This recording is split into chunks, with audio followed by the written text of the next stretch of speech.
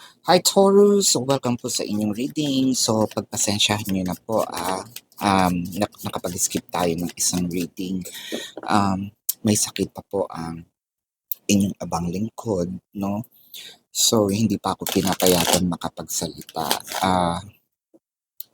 Nagpumilit lang ako, no? So, medyo hihinaan ko yung boses ko. So, pagpasensyahan nyo na para po ma-cater natin lahat ng zodiacs. Again, nahihiya po ako sa inyo na meron tayong late na readings, no?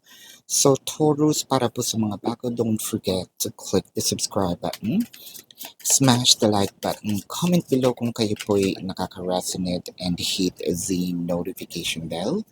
Kung gusto nyo pong sumali sa ating live sessions, dun po yan sa ating kabilang channel, that is Babaylan TV. No, yan po ang ating unang channel catered for our international audience.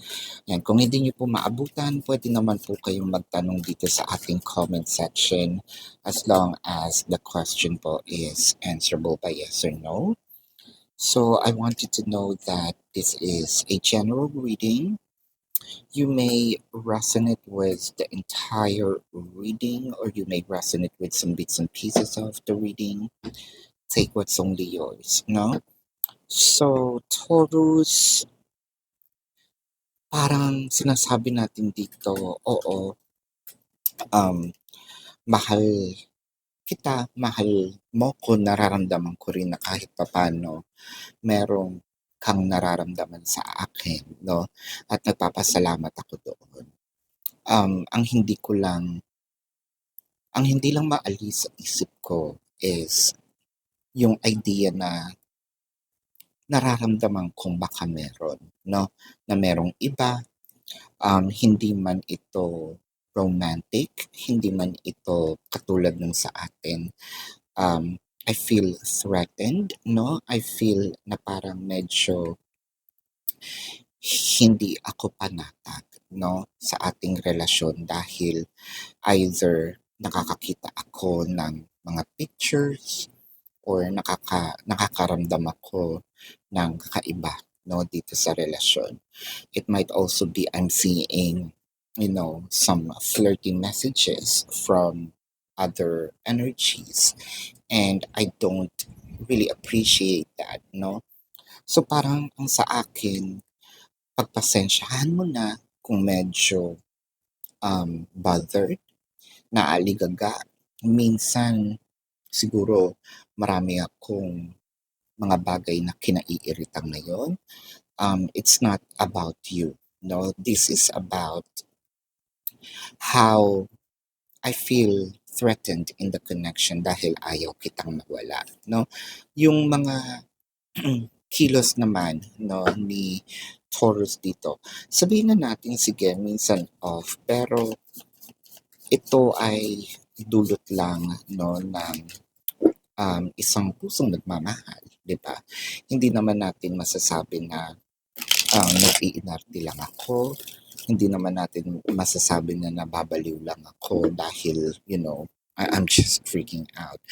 I am freaking out for a reason, no?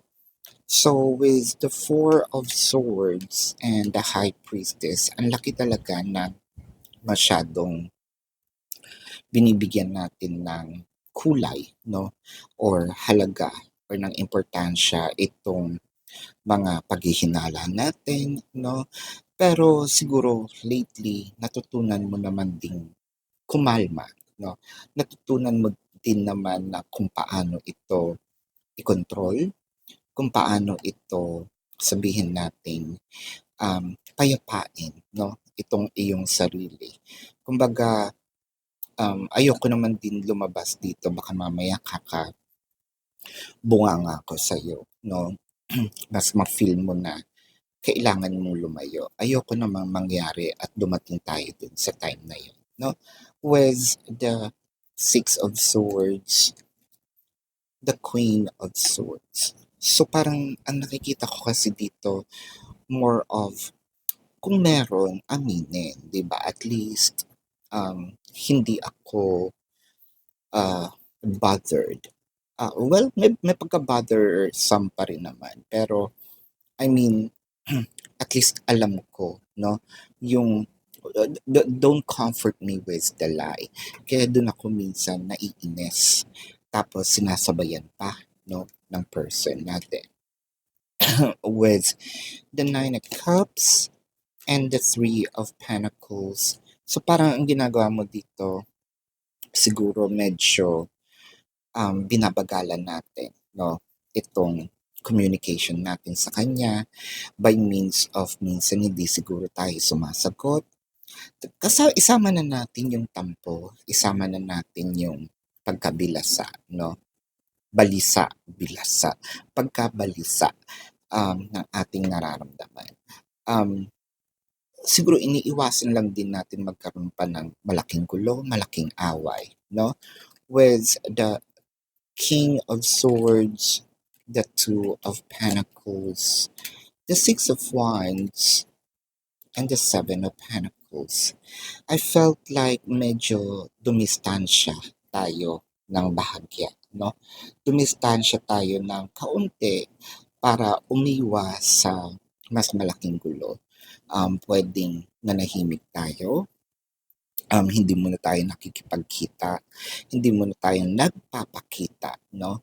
Ang sayo kasi kesa mag-spark, no, ng malaking gulo, kesa gumawa tayo ng, instead na maayos natin ang sitwasyon, baka lalong mapurnata, hindi umayos, no, itong ating pagsasama.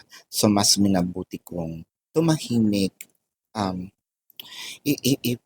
isang tabi, no, itong aking mga hinaing muna sa ngayon dahil ang aking goal dito is siguro mabigyan din ako ng peace of mind, mabigyan ka rin ng break, mabigyan ng pahinga itong mga suliranin natin sa ating relasyon, no? So, Taurus, let's check the emotion.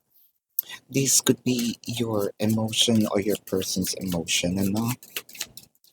So, Taurus, I miss you and I wish we could be together forever. I feel like ito yung hope ni Taurus. Aminin natin na nami-miss natin talaga ang tao, no? And sana itong pagkakaroon natin ng pause or break dito sa relasyon na ito, magbunga ito ng isang magandang kumbaga solusyon, no? Mabigyan natin ang isa't isa ng tamang panahon para makapag-isip at maipagpatuloy itong relasyon para at least alam natin yung gagawin. Ano? Kesa lumapit ako ng lumapit at magkagulo tayo. No? So tingnan natin dito ang zodiac sign ni person. This could be your person's emotion or placement in their chart. No? So, baka kapwa Taurus, Leo, Virgo, Sagittarius, Pisces, Capricorn. Yan, so this is your reading, Taurus. Para po sa mga bago, don't forget to click the subscribe button, smash the like button, comment below kung kayo po yung nakaka-resonate and hit the notification bell. Kung gusto nyo pong sumali sa ating live session sa kabilang channel po yan. Kung hindi nyo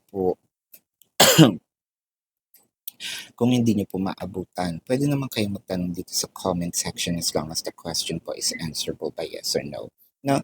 So Taurus, kung hinahanap niyo po yung ibang mga readings, meron na po tayong TikTok exclusive, Facebook exclusive, at baka ito pong mga readings na ito is exclusive lang na, no, for YouTube at hindi na natin ipopost sa ibang platforms, no?